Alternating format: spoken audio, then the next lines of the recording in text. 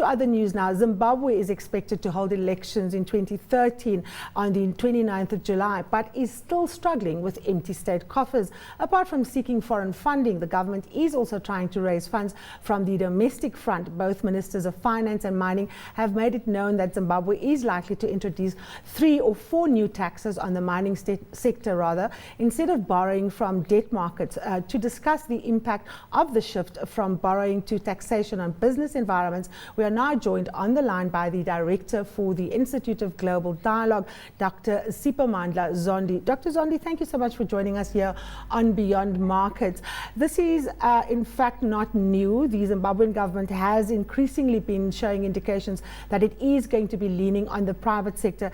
Do you think this is going to have a negative impact on investor sentiment in Zimbabwe, or do you think that this is invariably what is going to happen given the orientation of the government there?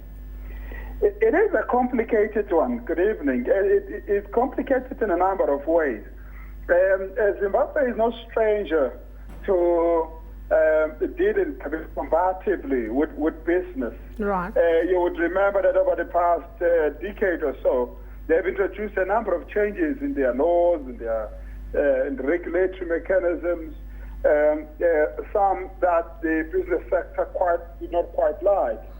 But somehow they've been able to rebuild those relationships through a give and take kind of process. You know, they take with one hand, give with another hand, and also because quite a lot of businesses that have remained active in Zimbabwe are there because there's quite a lot of value to be created there. So they figure out other ways of coping with the changes to the laws and regulations that happen in Zimbabwe.